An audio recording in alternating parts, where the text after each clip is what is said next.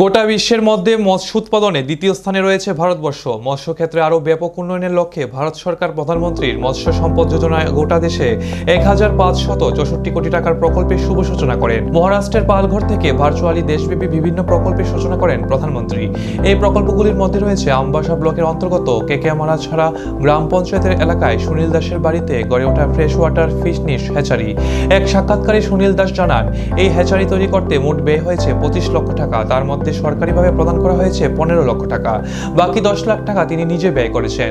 এখান থেকে রেণু উৎপাদন করা হবে, সেগুলি বাজারজাত করলে তিনি অনেকটাই লাভবান হবেন বলে তিনি আশা করছেন এবং এর থেকে অনেক কর্মসংস্থানের সুযোগ তৈরি হবে। শুক্রবার সুনীল দাসের বাসভবনে মৎস্য দপ্তরের উদ্যোগে অনুষ্ঠান কর্মসূচি অনুষ্ঠিত হয়। সরাসরি সম্প্রচার করার সময় প্রধানমন্ত্রী ভার্চুয়ালি এই প্রকল্পের শুভ সূচনা করেন। আয়োজিত অনুষ্ঠানে স্থানীয়ভাবে উপস্থিত ছিলেন বিএসসি চেয়ারম্যান পরিমল দেববর্মা, আমবাসা পঞ্চায়েতের সমিতি চেয়ারপারসন হেমালি দেববর্মা সহ বিভিন্ন স্তরের প্রতিনিধিরা।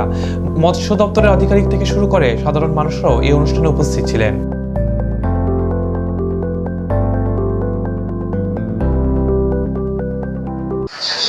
বাবার নাম অমূল্য দাস, কেকমাতলা গ্রাম পঞ্চায়েতের বাসিন্দা, আমবাসা ব্লক। এই যে হ্যাচারিটা পেয়েছি প্রধানমন্ত্রী মৎস্য সম্পদ যোজনা থেকে পেয়েছি। এই হ্যাচারিটা পাওয়ার পর আমি একদিন অল্প টেস্টিং করছিলাম, রেনু ভালো উৎপন্ন হয়েছে।